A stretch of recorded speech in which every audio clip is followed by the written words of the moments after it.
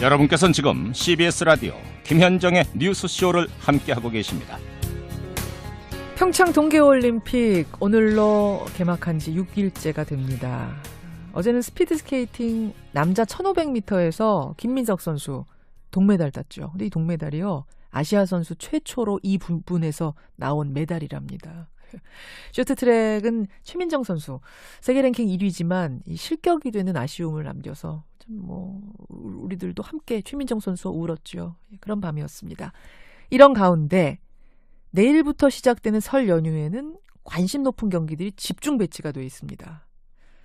마치 명절 되면은 TV에서 재밌는 영화 하나, 무슨 재밌는 오락 하나 보듯이, 편성표 보듯이 이번 설 연휴 올림픽 관전 포인트를 한번 짚어보겠습니다.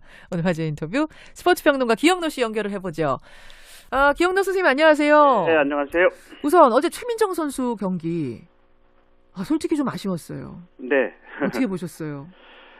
최민정 선수가 우선 결승전에서 자리를 좋게 잡기 위해서 준결승전 때 2위로 들어와도 되는데 1위 경쟁을 아주 심하게 했거든요. 힘을 뺐습니다. 준결승에서 힘을 뺐다. 예, 그래서 레인 자체는 좋았잖아요. 예, 그래서 레인 좋았습니다만 역시 스타트가 늦어서 3위로 출발해서 2위 선수를 이제 추월하는 과정, 그러니까 2위 선수가 킴 부팅 선수라고 캐나다 선수인데 이 선수를 추월하는 과정에서 왼팔로 킴 부팅 선수의 진로를 좀 방해한 거, 이것이 이제 걸린 거예요. 비디오 분석에. 물론 킴 부팅 선수가 오른팔로 최민정 선수를 밀어내는 장면을 몇 번 볼 수 있었을 거예요. 그래서요.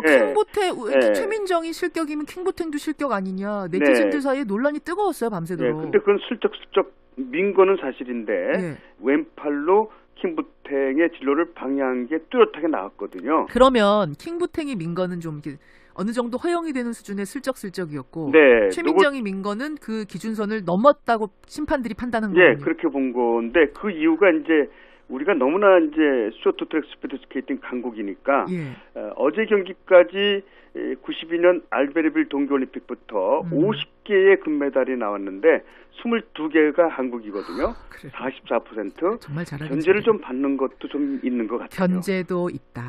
똑같은 벌칙, 똑같은 어떤 행위를 해도 우리는 더 심한 기준을 적용받고 있다. 이 부분이 저는 일단 그럴듯한 사유가 될 것 같네요.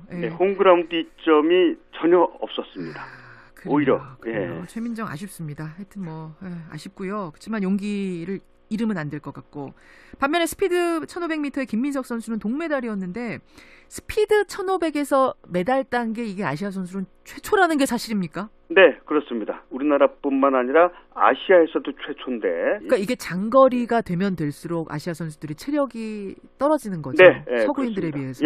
아무래도 아주 솔직히 말씀드리면 고기 먹고 자란 선수들이. 체격 조건이 달라요. 실제로 보면 알아요. 이게 이제 어제까지 경기 정리입니다. 오늘 주목할 경기는 어떤 게 있나요? 여자 아이스하키 일본전이 4시 40분에 있는데 이 아이스하키는 골대가 좀 작아요. 그래서 못하는 팀이 골 넣기는 정말 어려워요. 항상 보면은 0으로 끝나거든요. 많은 골을 내주면서 일본한테 역대 7전 전패, 최근에 0대 3패 해서 근데 이번 대회도 우리가 한 골을 1피리어드에서 넣게 되면은 어느 정도 절반은 성공한다 이렇게 보고 있습니다. 한 골을 위해서라도 우리 큰 박수 좀 보내주시고요. 근데 예선 탈락은 이미 한 상태라면서요. 이거는 5경기는 보장돼 있는 거거든요. 그러니까 앞으로 일본전까지 3경기가 더 남아 있습니다.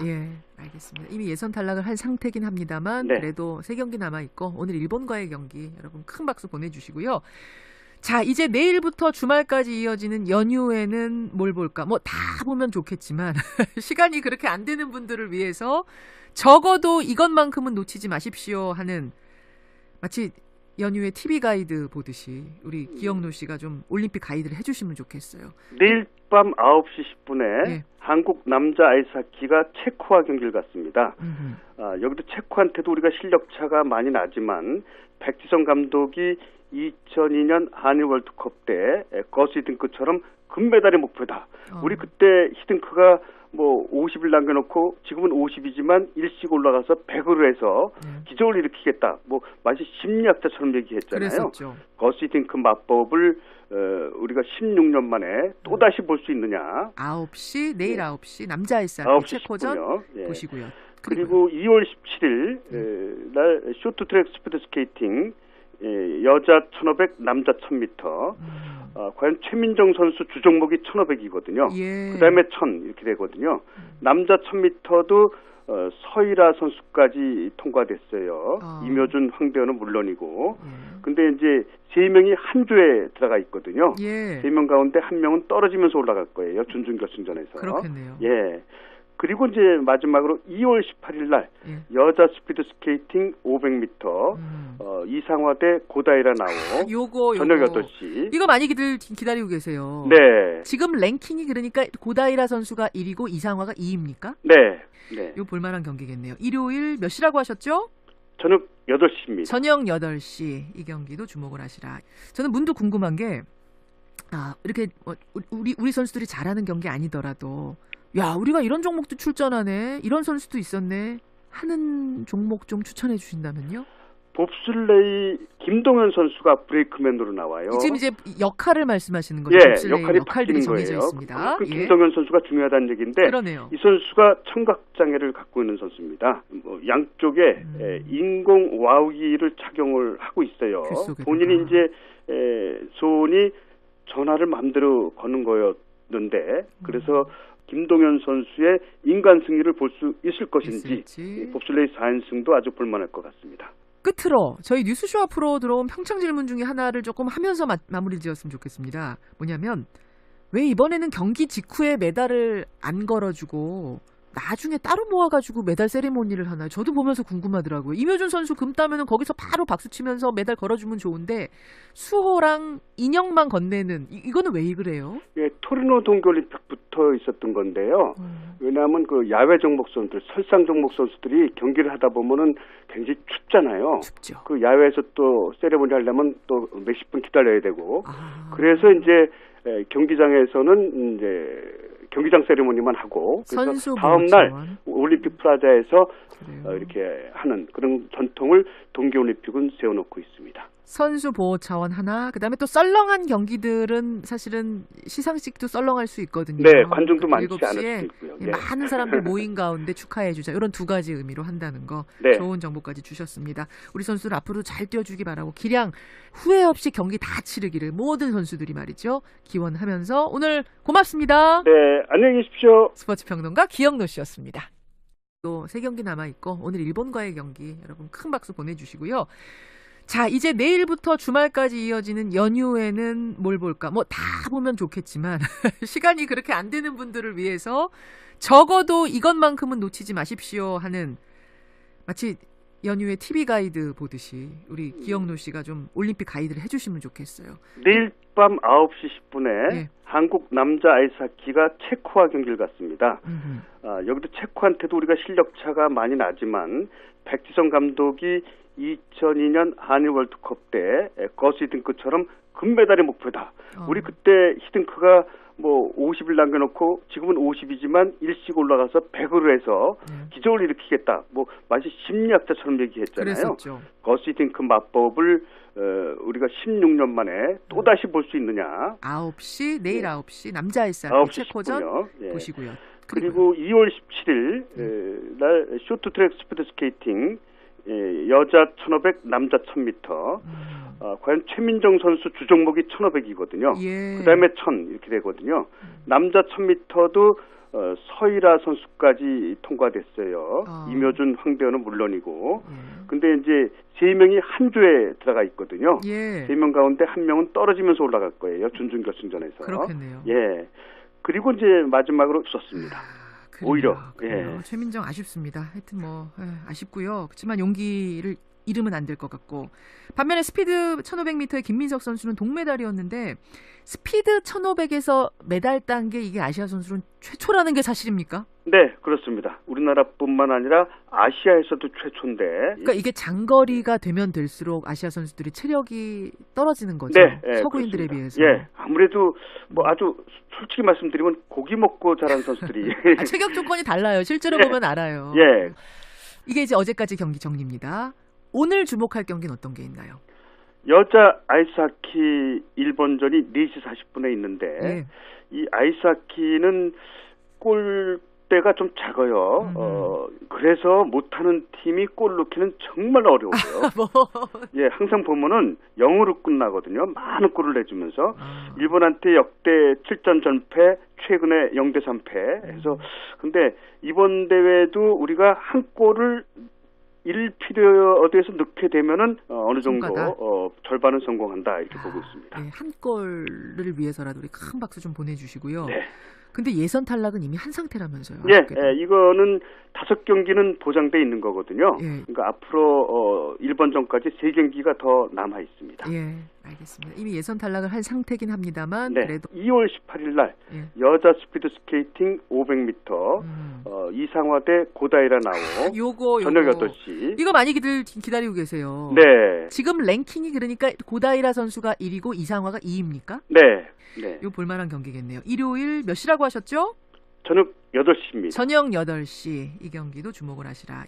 저는 문득 궁금한 게 이렇게 우리 선수들이 잘하는 경기 아니더라도 야 우리가 이런 종목도 출전하네 이런 선수도 있었네 하는 종목 좀 추천해 주신다면요? 봅슬레이 김동현 선수가 브레이크맨으로 나와요. 지금 이제 역할을 말씀하시는 거죠? 예, 봅슬레이 역할이 역할들이 바뀌는 정해져 거예요. 있습니다. 그 예. 김동현 선수가 중요하다는 얘기인데 그러네요. 이 선수가 청각장애를 갖고 있는 선수입니다. 양쪽에 인공 와우기를 착용을 하고 있어요. 글 속에다가. 본인이 이제 손이 전화를 마음대로 거는 거였는데 그래서 김동현 선수의 인간 승리를 볼 수 있을 것인지 있을지. 봅슬레이 4연승도 아주 볼만할 것 같습니다. 끝으로 저희 뉴스쇼 앞으로 들어온 평창 질문 중에 하나를 조금 하면서 마무리 지었으면 좋겠습니다. 뭐냐면 왜 이번에는 경기 직후에 메달을 안 걸어주고 나중에 따로 모아가지고 메달 세리머니를 하나요? 저도 보면서 궁금하더라고요. 임효준 선수 금 따면은 거기서 바로 박수 치면서 메달 걸어주면 좋은데 수호랑 인형만 건네는 이거는 왜 그래요? 예, 토리노 동계올림픽부터 있었죠. 좋았잖아요. 예, 릴레이. 그래서 레인 좋았습니다만 역시 스타트가 늦어서 3위로 출발해서 2위 선수를 이제 추월하는 과정. 그러니까 2위 선수가 킴 부팅 선수라고 캐나다 선수인데 예. 이 선수 추월하는 과정에서 왼팔로 킴 부팅 선수의 진로를 좀 방해한 거. 그게 이것이 실격사예요. 이제 걸린 거예요. 비디오 분석에. 지금 물론 킴 부팅 선수가 오른팔로 최민정 선수를 밀어내는 장면을 몇 번 볼 수 있었을 거예요. 그래서요. 예. 킹보탱 예. 최민정이 실격이면 킹보탱도 실격 아니냐. 네티즌들 사이에 논란이 뜨거웠어요. 밤새도록. 근데 그건 슬쩍슬쩍 민 거는 사실인데 예. 왼팔로 킹부탱의 진로를 방해한 게 뚜렷하게 나왔거든요. 그러면 킹보탱이 민 거는 좀 이렇게 어느 정도 허용이 되는 수준의 슬쩍슬쩍이었고 네, 최민정이 민 거는 그 기준선을 넘었다고 심판들이 판단한 예, 거군요. 그렇게 본 건데 그 이유가 이제 우리가 너무나 이제 쇼트트랙 스피드 스케이팅 강국이니까 예. 어제 경기까지 92년 알베르빌 동계올림픽부터 50개의 금메달이 나왔는데 22개가 한국이거든요. 그래. 44%. 정말 잘하긴 견제를 잘해. 좀 받는 것도 좀 있는 것 같아요. 견제도 있다. 예. 똑같은 벌칙, 똑같은 어떤 행위를 해도 우리는 더 심한 기준을 적용받고 있다. 이 부분이 저는 일단 그럴듯한 사유가 될 것 같네요. 예. 네, 홈그라운드 이점이 전혀 없.